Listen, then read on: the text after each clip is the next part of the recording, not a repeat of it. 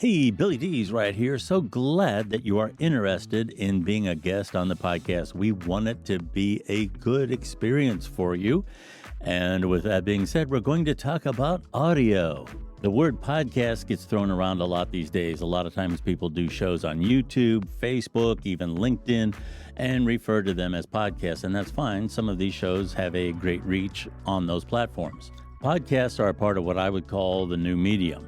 They are not really part of the social media spectrum. Our podcast, for example, has over a 10-year history on Apple Podcasts, Spotify, we do well on Good Pods, Audible, and so many others. And these are platforms in which people listen to podcasts, and I'll underscore listen. You can listen to a podcast while you're pretty much doing anything, and in fact, people do, while they're commuting, while they're on the treadmill, while they're doing the dishes, and so on. As podcasts have grown, the podcast audience has become much more savvy. They know what a well-produced podcast sounds like. And the way they listen to podcasts has changed, still primarily on mobile devices, but that means they may be listening to a podcast on their car audio system or in their home. There's many streaming devices now. Amazon has them, Sonos, and so on. These devices actually sound pretty good. All of this has made audio much more important in terms of what competitive podcasts are doing. Bad audio hurts us. It hurts our statistics. It hurts our fall-off rate.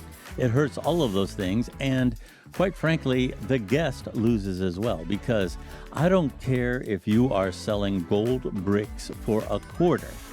If the audio is bad, the fall-off rate is going to be very high, and people just are not going to hear your message. Now, no one is suggesting that you have to run out and buy thousands of dollars of equipment. That's not true at all. As a matter of fact, back in the day, like a whole 5 or 10 years ago, it used to be that the gap between consumer products and professional products was enormous. And that is simply not the case anymore.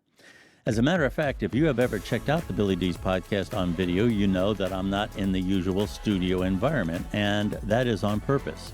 Everything shot for today's video has been shot on what I would call consumer-grade products. For example, we're shooting this on a smartphone. Most people have one these days. I would recommend one with a USB-C connection. The ring lights came out of a big store, and the cloth in the background, we just bought that off of Amazon. Here again, $4. We got a green one, although you can get any color you want. I chose green because maybe I want to do chroma key at some point. Now, for me anyway, the most important part of all of this is the microphone, because there's a very good chance a lot more people will hear the podcast as opposed to view it. It is very possible now to get a really good microphone for less than $100. This one happens to be the Elgato Wave Neo, and this microphone is plug and play. It doesn't need any special software. It doesn't need any special interfaces, and it will plug directly into a smart device or your computer. There are many microphones out there that actually work pretty good for less than $100. Now, I wouldn't go too cheap. If you find a microphone that's $19.95 and it's a brand that you can barely pronounce, let alone recognize, you might want to stay away from that one. But for the most part, there's some pretty good choices out there for less than $100. And if I may say this, in the context of being a guest whose part of their marketing strategy is to go on podcasts and talk about their book, talk about their cause, talk about whatever they are trying to promote, this is an investment that is very worthwhile. I hate to be prudish. I hate to be an audio snob. I really do. So please forgive me when I say this. But if I bring in a guest and they sound like this. Wait a minute. What do you mean the audio's no good? I do podcasts like this all the time. There is a good chance I will not start the interview.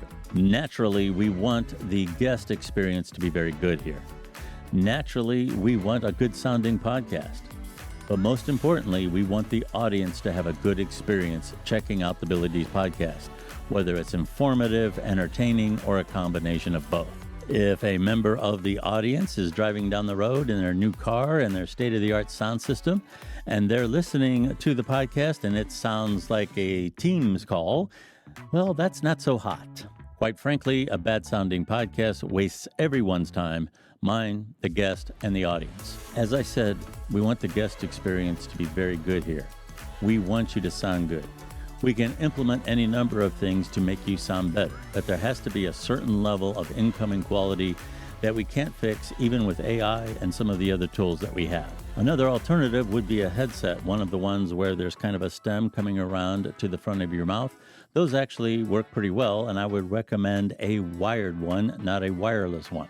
In closing, just be aware that we are now requiring a certain level of signal quality coming in from the guest to be a guest on the Billy Dees podcast. If you have any basic questions or would like some recommendations, anything like that, we'd be happy to talk to you. Thank you very much. I'm Billy Dees. Happy podcasting.